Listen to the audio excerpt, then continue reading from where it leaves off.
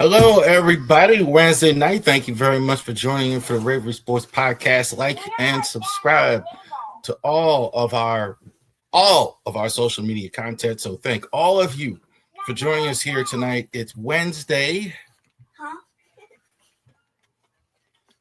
All right. I'm gonna try and put the head back on, but it's a little stuffy in here. Usually I just suffer through it, but it's hot, so I'm gonna do my best here for you guys out here. Thank you very much for joining us here as well. Orioles well in hand tonight, so we might as well go ahead and get started as well. We got a good heater going for the Orioles here, like 4 in a row. So all right, so good stuff here coming out of the yard as well. So let's go ahead and get it going. Genesis Notary Services /Facebook.com. For those of you who are in the Winchester area, we're getting busier and busier with the notary services. So thank you. We're going to be doing some advertising. I'm going to be doing some things here with the local baseball team in the Winchester area as well. They're going to be advertising for helping with some advertising as well. So I want to advertising with them rather. So I want to thank them for that in advance, Winchester Royals. So with that, so that's out there as well. So we appreciate all of you in the Winchester area that have called us today. Appointment today was out in the rain.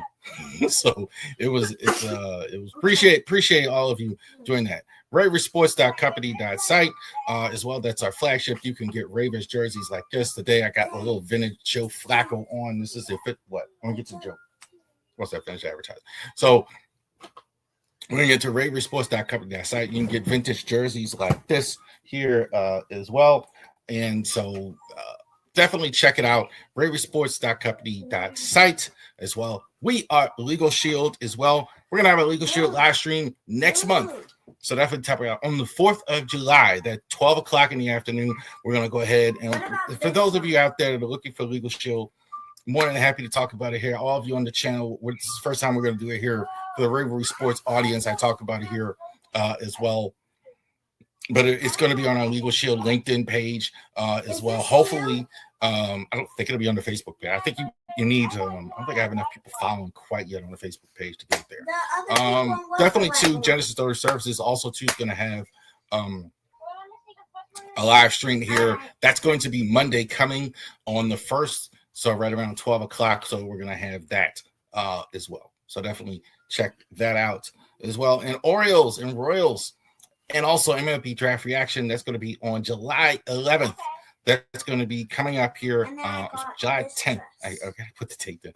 July 10th. So it's going to be the Saturday before the All-Star break. We're going to have that. So we're going to talk draft. So the draft kind of changed the days a little bit and changed up a little bit. So we're going to change up with it. And we're going to talk Royals and Orioles. Royals really struggling so far this year. So definitely check that out. And we have a joke. What's the joke, hon? What's the joke?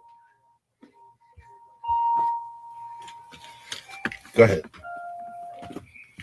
So, I know y'all would like to know my jokes because I'm just the funniest person in the world. Why did the kitten get arrested? Because it littered.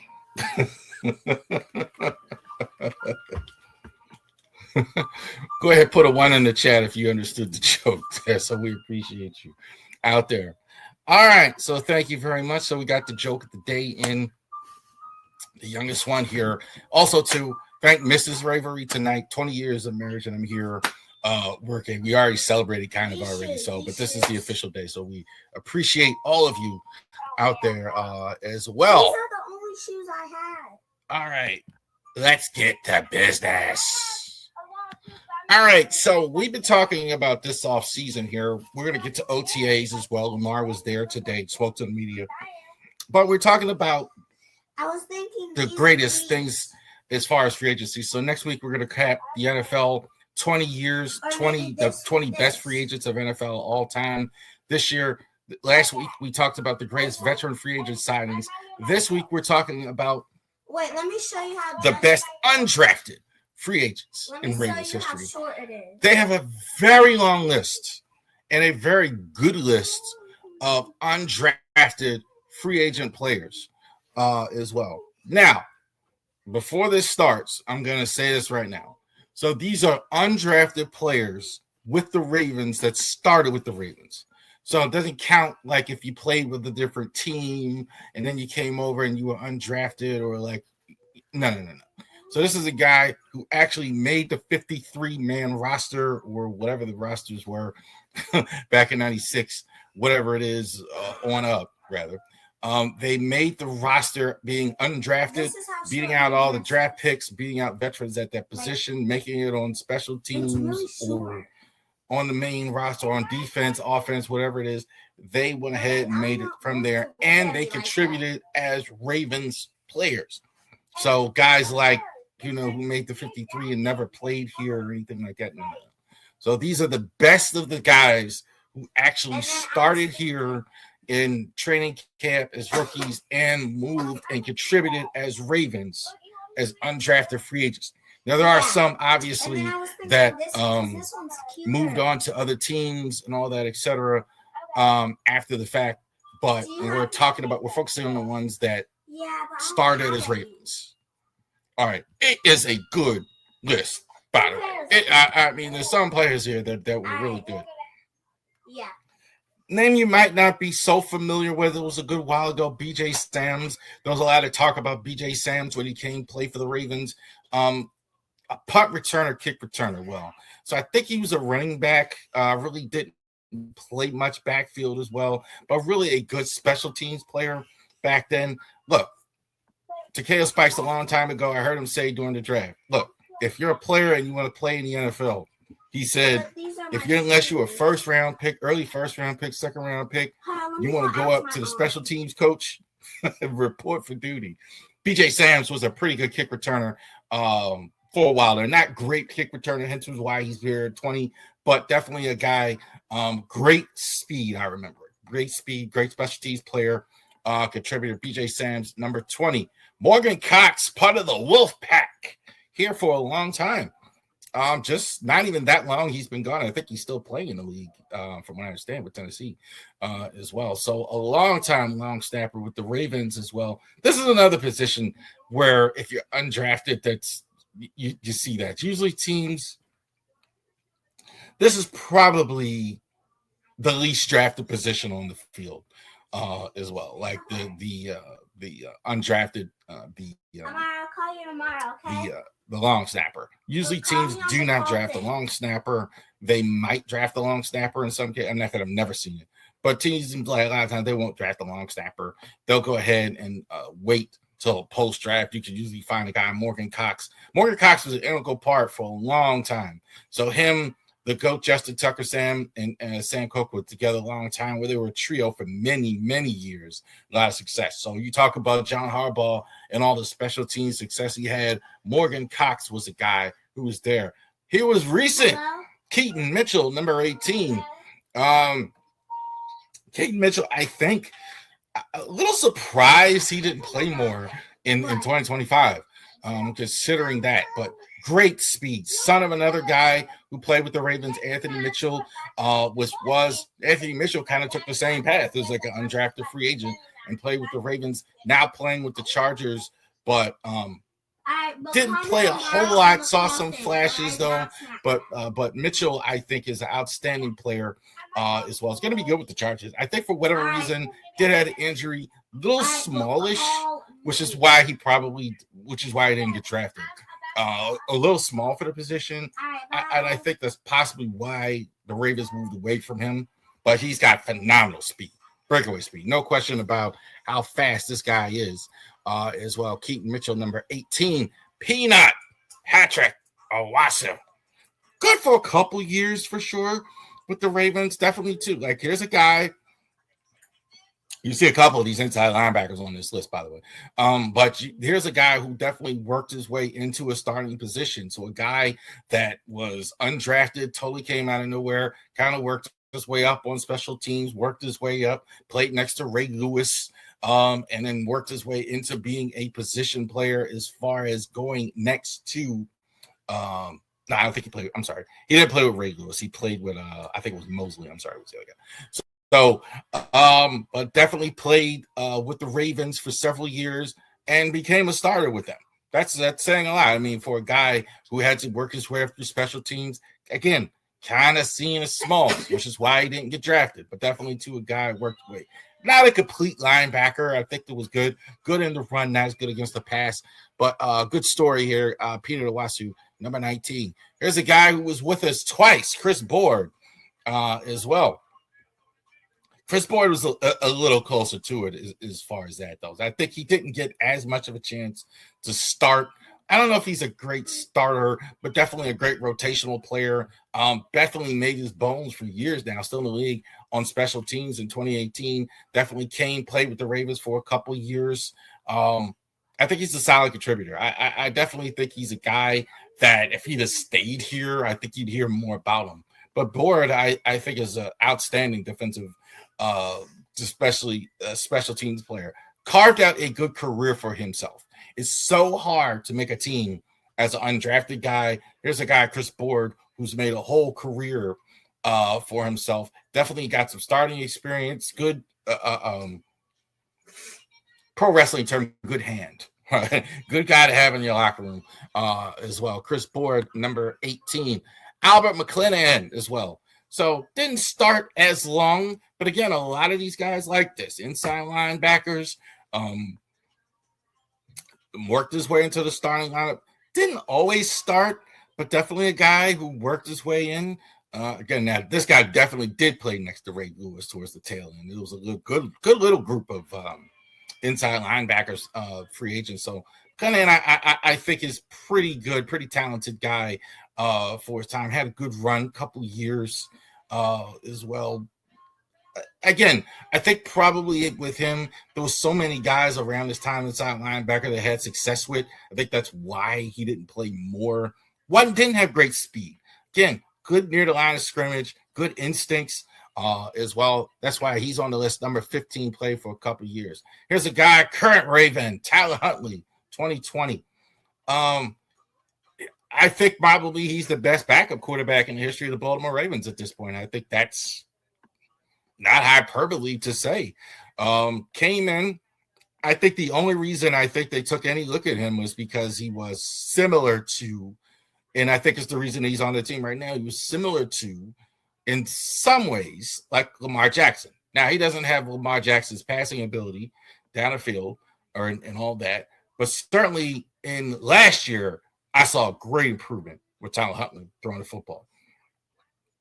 So definitely that's true with Tyler Huntley when you talk about a guy as well. And even before that, though, he can do some of the things what Lamar did. So last year you saw it. They tried Cooper Rush and they had to change everything around like this. You put Tyler Huntley in. If Lamar Jackson goes down, you don't have to change anything. You can run that same offense, same type of play, same play style as well as you are with your starting quarterback. So as well. And I think he may go down as the best backup we've ever had in history of the Ravens. So shout out to Tyler Huntley, a guy, 2020 it was. Darius Washington, a guy who's now in New York recently. Had it not been for the injury, he was really trending towards getting a long-term deal with the Ravens, I think, as well. So really was a guy, really kind of took the starting job away from Marcus Williams. Big money free agent acquisition as well. They went ahead and got Malachi Starks in the draft as well. And then there was an injury for him, and he really didn't play last year much. So I think he's on another team. But I think Darius is a guy. This is exactly what you want from an undrafted free agent, a guy who works his way, played hard, made the most maximum effort, maximum results. That's what this guy is here, Darius Washington. Good hitter for a guy, kind of a lost art as well. So Darius is a good hitter for his size. One of my favorites, Will Demps, 2002 as well. So we just talked about Anthony Mitchell. Was a guy 2002 after the big roster purge at the safety spot as well. So they drafted Ed Reed. So obviously he went ahead and started, and they were supposed to start Anthony Mitchell. He told him to go ahead and kind of look after this guy, Will Demps, who kind of had their eye on as undrafted free agent, and Will Demps became the starter. He took it right from him. Great speed and instincts for Will Demps. I mean, I was very, very impressed with him. Now, he was playing next to Ed Reed, which helps, obviously. But Demps, I think, was really a guy who very surprised with the tools that he has, that he was overlooked. Kind of played at a small school. So I think that was probably the only thing, the kind of the main school that Will Demps. That's going to bother me now. What school did Will Demps? Played at San Diego State. Yeah, I think that's why they kind of overlooked him as well. But I think Demps was really good for the first couple of years here with the Ravens as well. Number 11, Pat McCary, the Swiss Army knife of the offensive line. Put him at any position. So definitely too, he's a guy you can put him at left tackle, you put him at right guard, you put him at center. That's exactly how they used him. That's probably his best role now that he's starting. He wound up starting his last year with the Ravens, signed free agency with Jacksonville. I don't think he's a great starter, but again, I think that 6-man role was just perfect for him. Probably the best configuration of that I've ever seen, probably with the Ravens. A guy, Pat McCary, a guy who you could just put him at so many different positions as well. Definitely versatility is big in the NFL. Sometimes you always have a place a lot of times if you can play different spots, different places on the line. And definitely McCary is a guy who can play different spots. Number 10. That was number 11. This is number 10, Darnell Ellerbe. So we're talking about a lot of these good inside linebackers that the Ravens have had. I think this was probably one of the better ones, Darnell Ellerbe as well. This guy was a little more complete as well. Plays the pass probably better, I think, than the other guys on this list as well. So I think that was the thing why he had a little bit more success in the league overall. Good at the line of scrimmage, like a lot of these guys, but I think he had a little bit more special pass. Not tremendous speed, but great instincts, great passion for the game. I always liked him. He was a guy too. You notice him while he's playing. Like, kind of had that Dennis Rodman quality. Like you see him, you pass, you look at him on the field. He is like that. He had a lot of that. Darnell Ellerbe, you see it there, even hold the football screen like as well. So Darnell Ellerbe, I really was a big fan of Darnell Ellerbe. As a Raven. I loved him. Number 10 as well. Number 9, former Ravens defensive coordinator Zach Orr. Orr, I think, was really on his way had it not been for the injury where he had to retire early as well. But Orr, this is, again, the guy, great speed, little smallish, and I think this is why he was undrafted as well. But Orr really was eye-opening, like right away. As far as what he could do on the field. Again, probably had it not been for the injury, he really could have been, I don't know about a Hall of Fame player, but certainly I think these two guys, I think this guy could have been more in line for an extension, but again, had to retire early because of the neck injury as well. Former Ravens defensive coordinator as well, to coordinate with a different team this year. As well. Jameel McClain, I think solid as well. It's very, very solid as well. Definitely a guy here. So many of these guys, and I think McClain was a guy, again, who did actually play next to Reed Lewis. Definitely Super Bowl champion, contributed to that as well. Kind of a lot of these guys are like right around the same time, too. McClain, Ellerbe. I think this was one of the better ones as well. This is a guy, I think probably, again, not for the fact that they had all these other guys, could have had an extension, could have had a longer career with the Ravens, but definitely to contribute to a world championship for the Ravens as well. So definitely a guy worked his way minute one. A lot of competition at the inside linebacker. The bus, Gus Edwards. I really looked this up. I could have swore this guy was drafted. But Gus was undrafted. Definitely to look, nothing fancy with Gus Edwards. That's why you liked him. Everything was north-south, straight ahead, power running game, period. One cut. Even though this was a Raven, like the former, I think I'm like Mike Shanahan, Kyle Shanahan would love this guy. Nothing fancy. Just hit the A gap, hit the B gap, boom. That's what he did. Ran over people. Had a couple 1,000-yard seasons. I mean, you can kind of consider him the backup, but I definitely can't see why he wasn't more. I think he's kind of like a guy. It's kind of like Takeo Spike said, when you're a first round, second round guy, you got to prove you can't play. If you're an undrafted guy, you got to prove you can play. So I think like I'm not so convinced that like if they had not put this arm around this guy, gave him an extension, that this guy still wouldn't pay off. I think Gus Edwards. I really like Gus Edwards. Gus Edwards is great. Not a lot of fancy stuff. Probably like this. That's probably the one thing you wouldn't like is catching the ball out of it and all that other stuff. Not a lot, but Gus Edwards I think was very solid here as well. Michael Pierce had a couple tours with the Ravens, made the team in 2016. This guy's a $10 cab ride around him, or I'm sorry, Uber nowadays as well. Pierce was just a mountain, period. Big guy, big, strong guy, had problems with his weight. So I do understand why there was a little reluctance with him.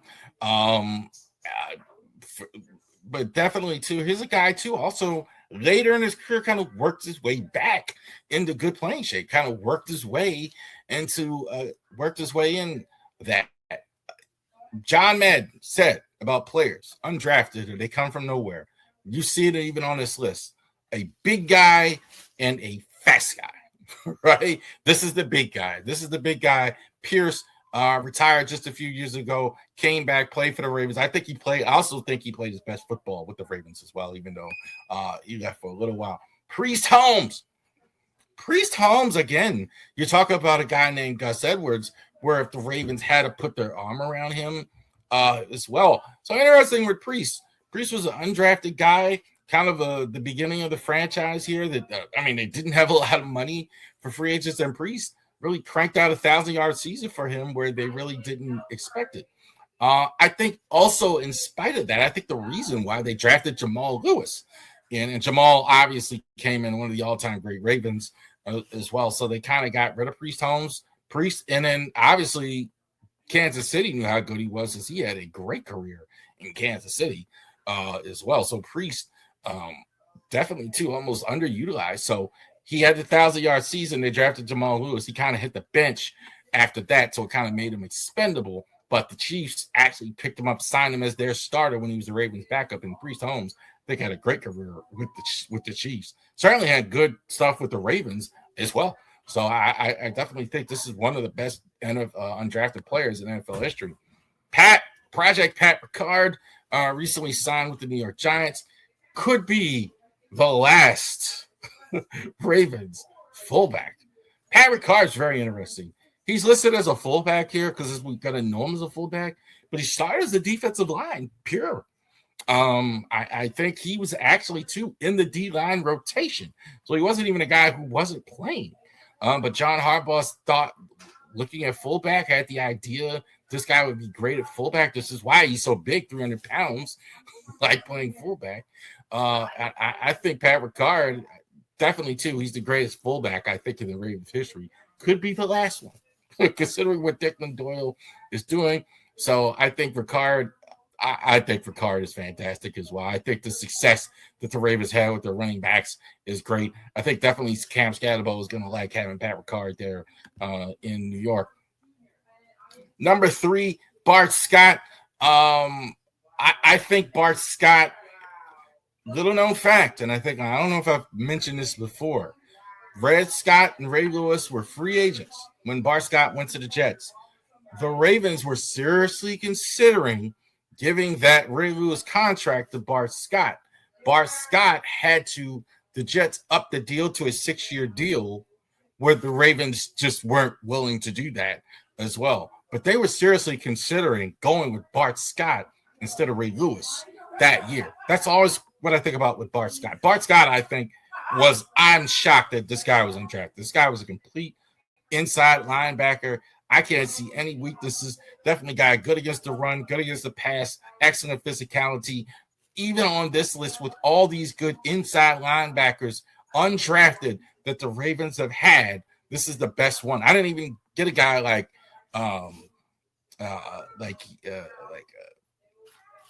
forgot the guy they just drafted, but there are guys on this list that are there inside linebacker with all this list. Bart Scott was fantastic as well. I think had the Jets not spent so much money, it really would have been interesting to see what happened there with Bart Scott. Bart Scott, I think, is fantastic. Number 3. Number 2, Mike Flynn. Mike Flynn, I think in terms of tenure of a guy, he's probably the longest one. Bart Scott, I think shorter tenure. Mike Flynn, I think, played about 10 years. And again, we talked about the beginning of the franchise. Armadale didn't have any money for free agents. Like, he needed some of these undrafted guys to be good. And Mike Flynn stayed here at about 10 years. I think he was the guy that became the guy. Probably you could still argue right now. It's arguable, but he's the best center still in the history of the Ravens. Mike Flynn, I think, had an outstanding career with the Ravens. So 10 years, I don't think there's any question about whether longevity too matters in this list. At number 1, the GOATs, Justin Tucker. I think this might be, and I think it'll be interesting to see, considering how it ended. This might be the greatest kicker in the NFL history. Certainly a Hall of Famer if he doesn't go back in the league this year. We'll see if another team picks him up. But Tucker, I think was the greatest kicker in NFL history, greatest kicker in team history here as well. Interesting to see what happens with Tucker. I think despite of whatever he's done, Tucker was phenomenal on the field. There you go.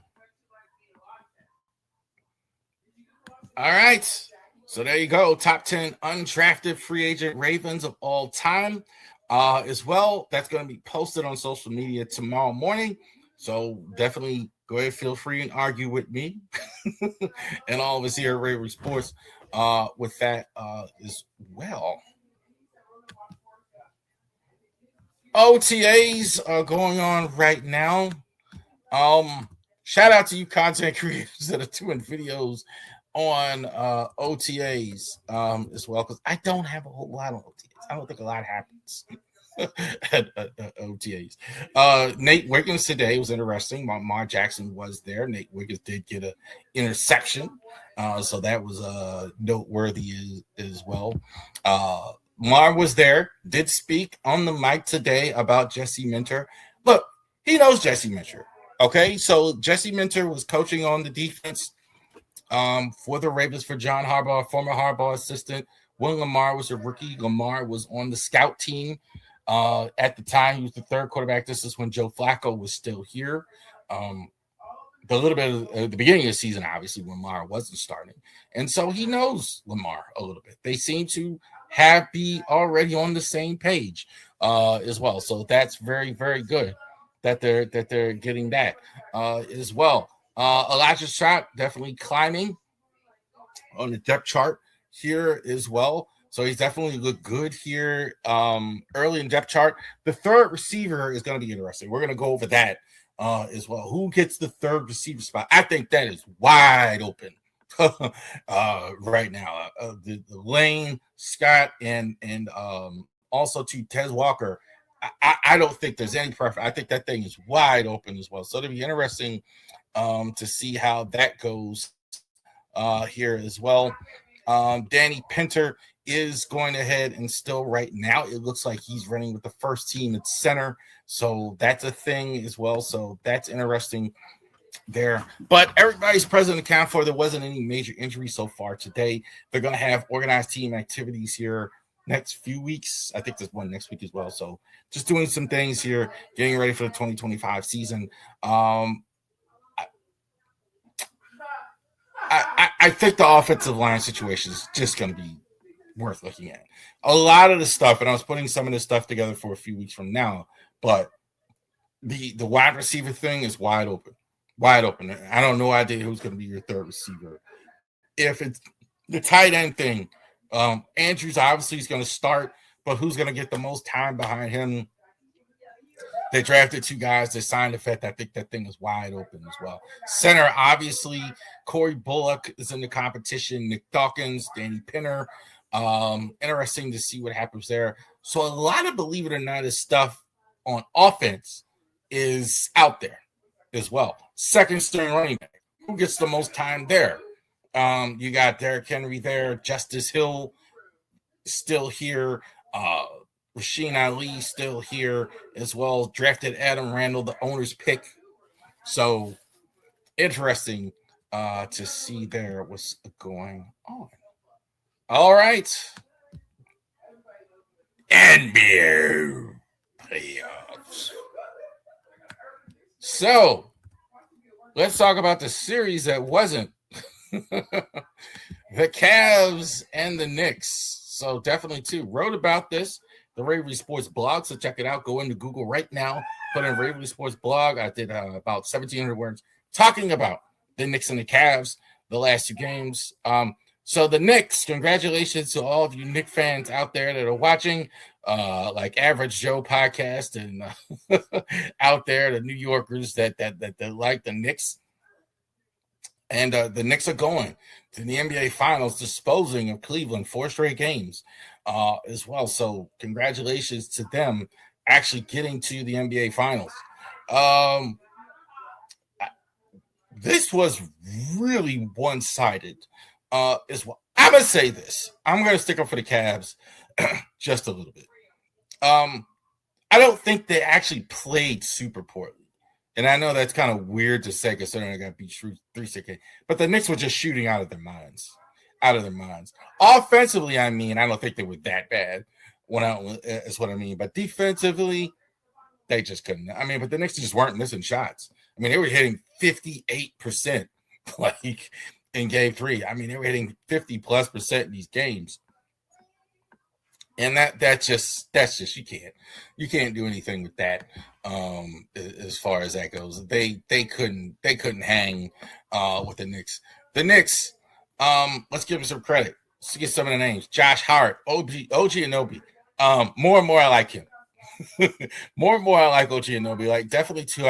Charles Oakley's watching him with some pride because that's what I'm seeing with him. Charles Oakley that can. Charles Oakley, believe it or not, was actually a better shooter than what people gave him credit for. But actually, I see a little 3-ball with him. But this guy's physical, always mixing up. Karl Anthony Towns, not looking like Kevin Duckworth, actually using his physicality as well. Jalen Brunson, obviously answering the bell. Mikal Bridges, a lot of criticism with how much they gave up. He's actually played well for them. So that's actually good. They're kind of using Brunson now as quite kept now at the one more almost more exclusively. So that's pretty good. But they have like several guys that are really shooting the ball well. Landry Shamet was really good. Miles McBride was really good in the series. Mitchell Robinson. I mean, these aren't guys. I mean, these are not guys that are, but this is kind of the way it's been for them the last 2 series as well. So I shout out to the Cleveland Cavaliers, but shout out to the Knicks. Knicks actually getting there for the first time, I think, since 1999. So the Knicks are going to be playing for the NBA championship as well. Talk Cleveland a little bit here. Cleveland, I think that just I'm going to give him some credit, or at least try to, with the Harden trade, with the James Harden trade. I'm kind of thinking, okay, you're trading for Harden, maybe it'll work out, but the idea is to bring LeBron in or bring Giannis in. I gotta kind of think that's what they were thinking, to go with Donovan Mitchell and then do that. So you can get out of the Harden contract, clear up some cap space, and go ahead and do it. I think it's LeBron they want to bring in. The stuff I'm hearing from LeBron is kind of crazy. Like, he says he doesn't want to take a pay cut. He wants another $50 million, blah, blah, blah. Bro, like, I don't understand that. I really don't at this point. Why one of the richest people in the entire country needs another. And again, I'm not rich, so I understand why people. It's easy for me to say, "Well, we don't need." Okay, but I don't know what's the. I'm thinking of movie Entrapment, great movie.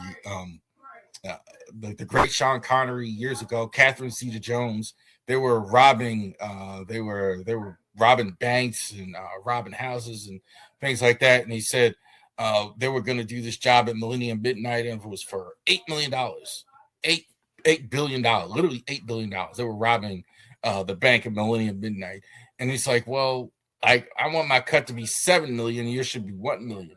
Yeah, we're going to split it in half. What can't you buy with $7 billion that you can't buy with $4 billion, right? So maybe not a great story there, but like that's kind of what I feel like at this point. Why would you be haggling about this?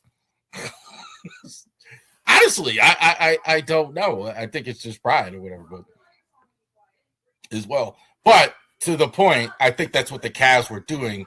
I'm thinking that's what they were doing. They couldn't play. Harden's not the guy. Harden is just shown in the playoffs.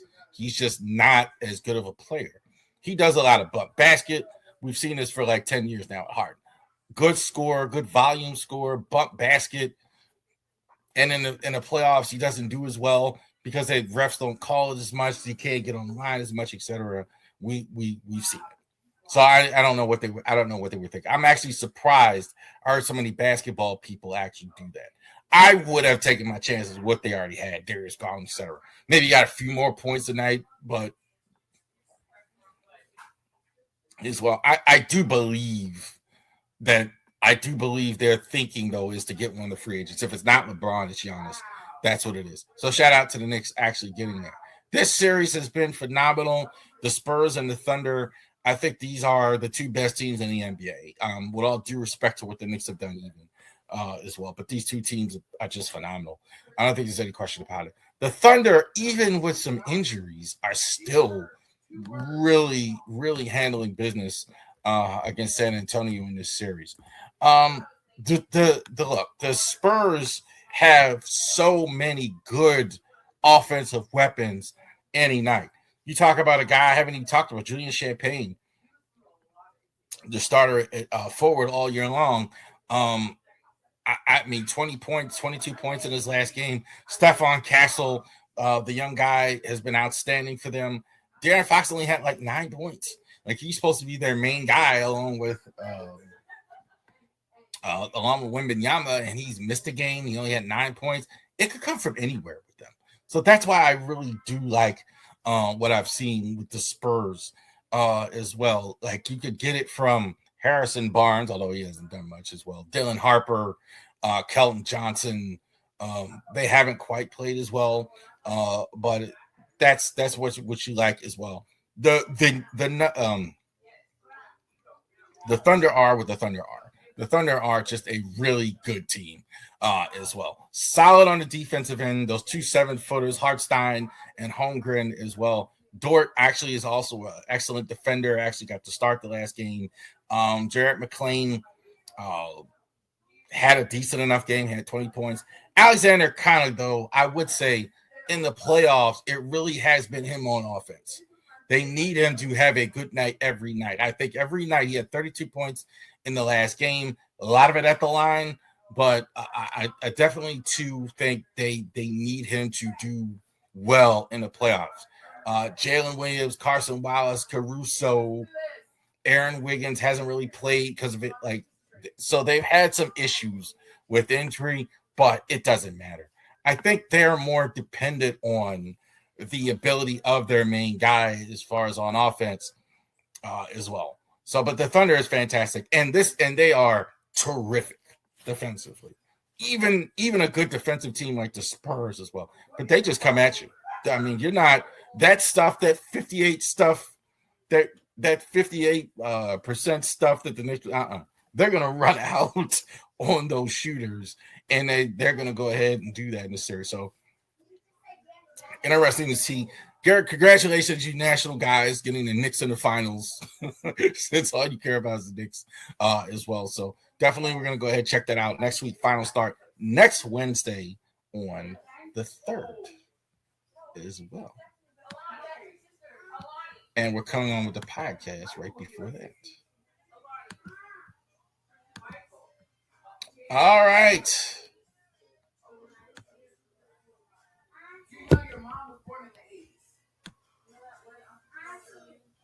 So let's go ahead And get this up. Yeah. We haven't seen it in a while. Let's go ahead and play it.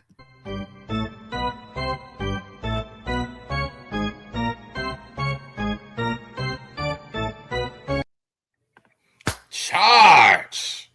It is time for baseball summer. So thank you all. So here we are, our baseball summer series, our 2026 baseball summer series. So for those of you that have never seen it before, let me go ahead and go over that. The baseball summer series. So we're about done with basketball. Football's a few months away. Terps today, real quick segue. Terps announced their first 3 games. We posted that 8:00 game, first game against Hampton. We're going to do that as well. Well, we may do an instant reaction in September for the Terps. We're definitely going to do that college football instant reaction. So back to business. Baseball summer, but football still months away. NFL still months away.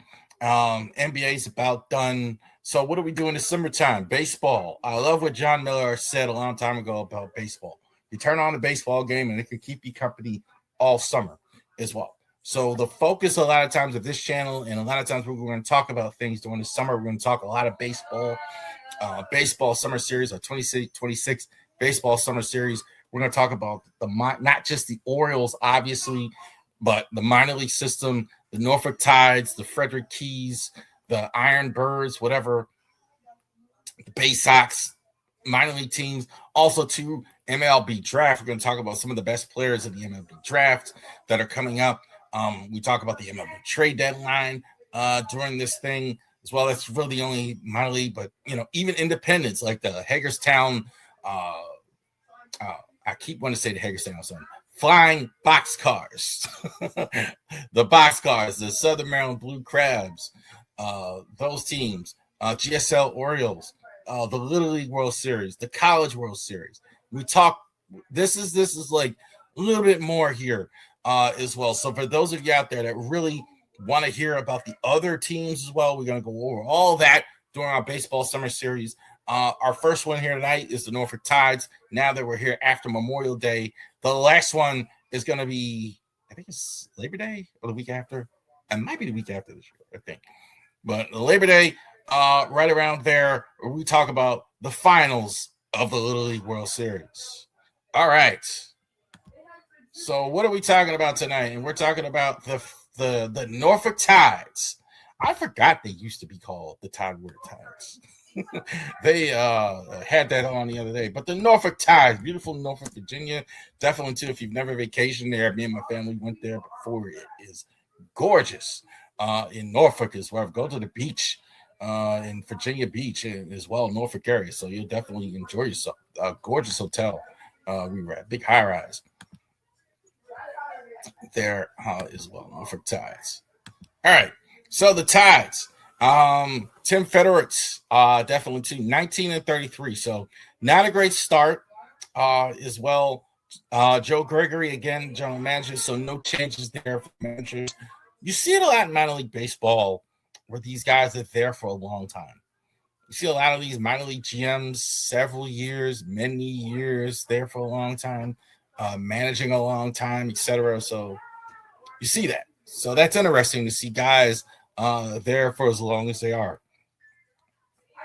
But Tim Federer, Joe Gregory, I think that's very cool. They've been there. Tides aren't very good. What is AAA baseball? AAA baseball is the obvious. The next step is the MLB, the major leagues, for the teams like that. AAA teams, you want to say with that the AAA team is the best players in the minor league system, which isn't always the case. What you see a lot of in AAA baseball is guys that are ready to play, especially this year. Minor league system is not what it was for the Orioles, not what it used to be. Some good minor league players, but a lot of their really, really good minor league players are good. When we talk about Frederick and those, we'll get to that you really your prospects there. But we're talking about guys that are really good in the minors. So you got, but there's a lot of guys that are veteran guys. They're ready to come up right away. That makes sense. So it's not necessarily the guys who are the best prospects are at the AAA level, but the guys that are ready to come up. So you see like a AAA team, guys are ready to come up. It's also a bonus to like last couple of years if you have a Samuel Basallo, if you have a Dylan Beavers, if you have really, really good prospects on your team. I don't think they have that as much this year. We'll go over the top performers, but that's kind of what's going on this year as well. So let's go over it. Guy should be in the top performers, but he's not. Enrique Bradfield, he's been out, missed some games as well. 17th first overall pick. Yeah, man, he's just not hitting as much as we had hoped as well. Everybody says everything else is good with him. Like the defense is there. He's good defensively. He's got great speed. We're saying that, but he's hitting like 222. He played in the fall league. He didn't play that well. He's only even got 4 stolen bases. He's been out with injury. So here's a guy who kind of maybe we thought would be a top 100 prospect, but really hasn't been as well. So Enrique Bradfield is there. Levi Wells, I think at some point you may actually see him actually get an opportunity in the Orioles bullpen. 118 pick is a guy who's worked his way. Not a super high pick, 4th round, which is not bad for baseball. There's a lot of more rounds as well. So we'll see. And it's kind of like what we're talking about, a guy, Big Christmas, Noel as well. So he missed some games. A guy had some major league success as well. He's ready to play. It's possible we see him at some point. Let's talk about my boy, Creed Williams. I'm getting sick and tired of y'all in the Creed Williams jokes. Every time I go on Twitter or go on Facebook or talk to somebody and I say something about Creed Williams, they give me the song. Creed Williams is a really good prospect in the Orioles system. I think he's probably now, with Maverick Hanley gone, this is the next guy that you'll see at the major league level as a catcher. Now, I don't think he plays much in the major this year, because of the fact, obviously, you got 2 really good catchers right now. You get the best catcher group in the league as well. So I think that's a problem as well. But how many home runs does this guy need to hit for somebody to say like that he's going to hit home runs in the majors? Look at it, 9 home runs, 25 RBIs as well already. Now, these numbers are a little dated. I haven't kept, like, this was Saturday, Sunday when I put these up here. So maybe a little bit more than that. But this guy's a legit power hitter, I think. So I definitely think he's got a major league future as well. Now, I don't know if he's a great catcher. I think that's fair when people say that. Say this guy can't hit. How many home runs do you need to see before you say Creed Williams can hit home runs? So keep that in mind. Jose Barrero, again, kind of like that same type of guy, kind of last year, like Verno Machine. Good minor, good guy, 28 years old, kind of like a 4A player, doing well in the minors, 10 home runs, 23 RBIs, hitting 275. Christian Strand, 9 home runs, 26 RBIs, hitting 268. Same, kind of like a 4A player. Hasn't done as well in the majors, but actually goes to the minors and still hits well, which is why he's still in the minors. Good player there as well.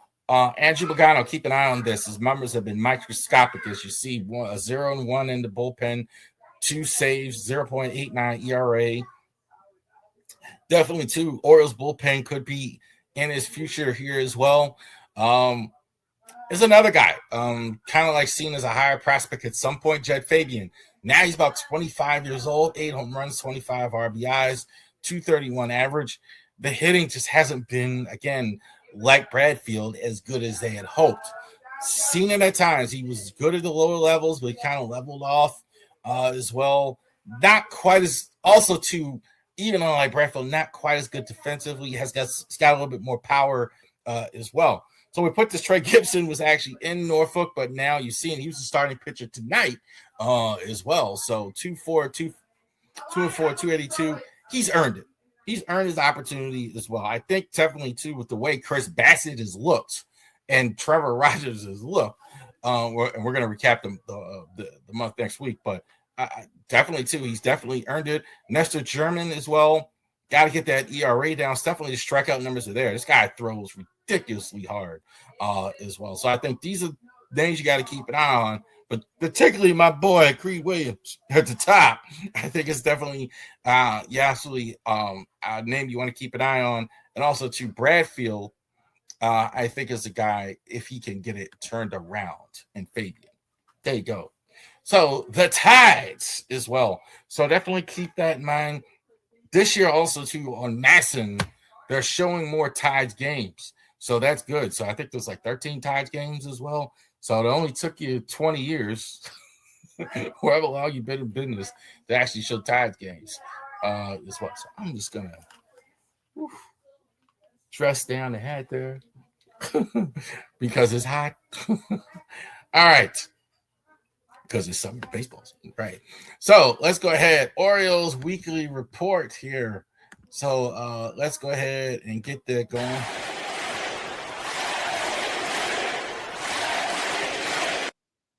Weekly reports as well. So let's go ahead and check it out here.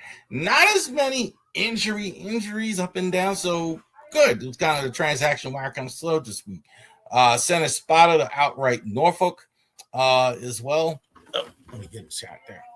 So that's interesting as well. They've been kind of toying with him. I don't know how much he's played as well. Reinstated Grant Wolfram the other day from the 15-day DL. Option the contract of Albert Suarez to Norfolk, and then designated Albert Suarez for assignment. So Wolfram came back the day of the doubleheader the other day and designated him as the 27th man. So the 27th man is when you have a doubleheader, you have a 26-man roster in Major League Baseball. They allow you to take 27 guys for a doubleheader day. So you're only allowed to do it for that one day. It doesn't count as an option as well. They allow you to have one more guy. So I thought for sure, too, what they were going to do. So they option him up and name him the 27th guy. So you do that. So a guy was, I kind of said it, a guy who was pitching that day would go down. So you're going to wait whoever it is, and they're going to go down. And again, it's Albert Suarez. I'm going to say one thing about Albert Suarez, and somebody made a great comment on social media this week about this. They keep sending this guy down. Every time you call him up, he bails out your bullpen. He bails out your bullpen every time as well. You keep sending him down. There are real life consequences to getting sent down financially too, and not that that's a thing as well, but rough start, 2-0-1, 275, 10 strikeouts. I'm just saying, and we can't find a place for you. Tyler O'Neill has a $16 million deal, and I don't even know why he's even starting tonight as well. But I deserves better. If you're saying he deserves better, I'm not going to argue that. That definitely could be correct. Nick Rackett, I think that's how you say it, was called up from AAA Norfolk, and they offered Diedrich Enns for assignment. Another odd one. You opted him for assignment because instead of just sending him down because you didn't have any more options, he's 30-something years old. So that's the case. But again, Enns had improved. Like Diedrich Enns this year for the Orioles, what was it? He was.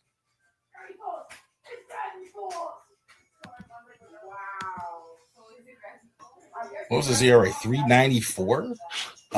Again, not a great start, but not bad. What? Are you almost done? Almost done.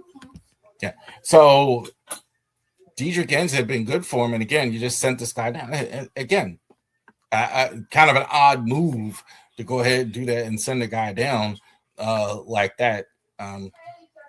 Especially left-hander. Like, it's hard to find left-handers as well.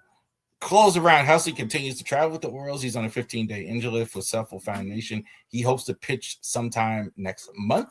So that's next week. So we'll see. We'll probably see him in about 2 more.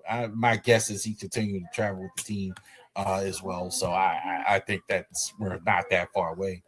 Outfielder designated hitter Heston Kjerstad is on a 60-day L with a strained right hamstring. Continues to rehab with Norfolk. He opened this series with Dove. I don't know what his role is if he actually gets healthy enough to play. I don't know. He's definitely been better this year. I will say. I definitely think that is correct. With Heston, I think like he's had just some tough luck with injuries. I think his whole career, baseball injuries, and otherwise, let's see.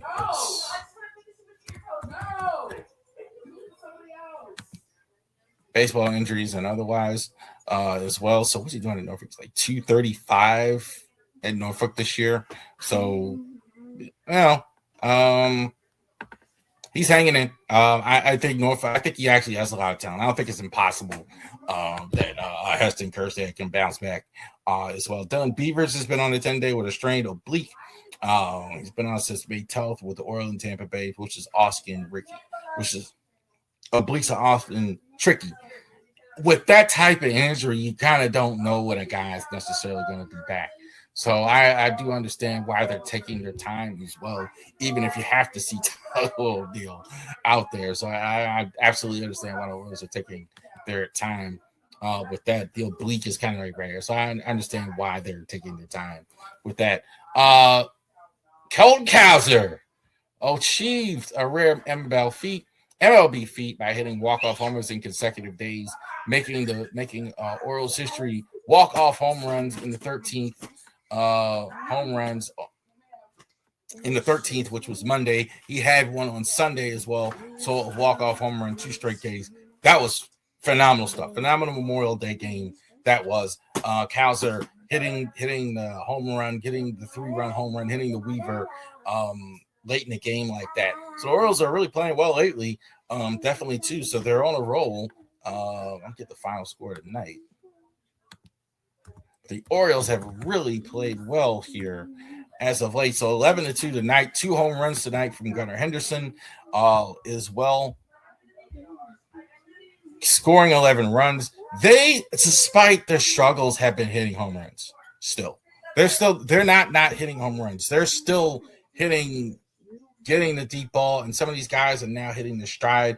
The offensive players, if you could just get Colton on track and those guys. Also, to Trey Gibson tonight, good start, 5 2/3 as well. Trey, that's better than Bassett and Rogers have been, so they got a decision to make here. Real quick, Shane Baz in his last start strikes out 9, 3-1 home run by Basallo. The Orioles beat the Rays on Tuesday. Orioles on a heater. 3 games, 4 in a row, now 5, as a matter of fact, with the wins tonight. I'm sorry, winning 4 in a row tonight as well. I definitely, too, they're outstanding lately. I think Basallo's definitely putting his name back in consideration for the Rookie of the Year, so that was kind of the expectation for him. Baz, I think, struck out 9. That was the first time he looked good. That was the first time I was like, this guy really looked good. So him and Bradish, I think it's June now. I think these pitchers are kind of rallying into form. For whatever reason, it seems to take pitchers a little bit longer to get there, especially nowadays as well. I even named him as one of the hot players of the week, along with Pete Alonso and Sam Basallo.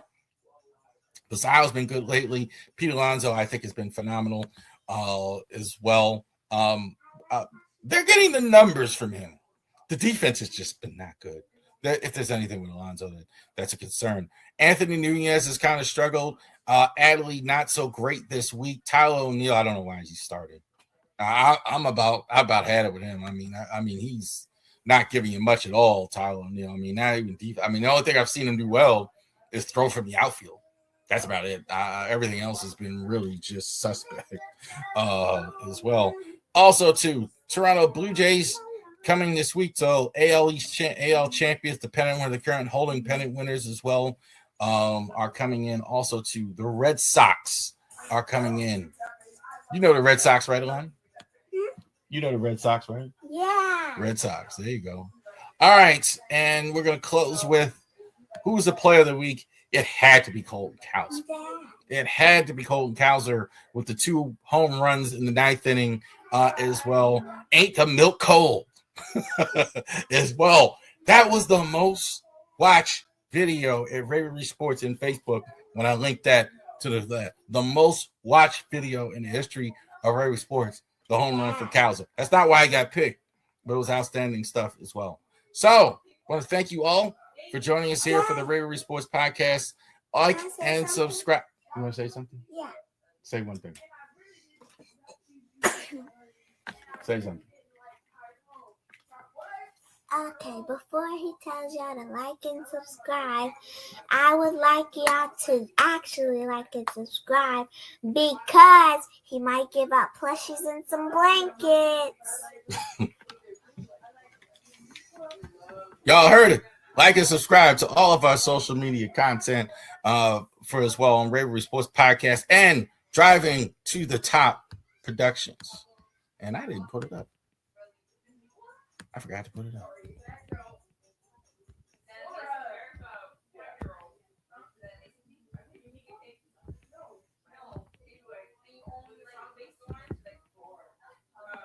There. It's at the end. Driving to the Top Productions. Definitely check out all the videos on that channel as well. If you're watching this on that channel, definitely check out Georgia football, all the MLB content and all the other good stuff we're doing there. Have a great day. Thank you very much for watching the Ravori Sports Podcast. Enjoy the rest of your day.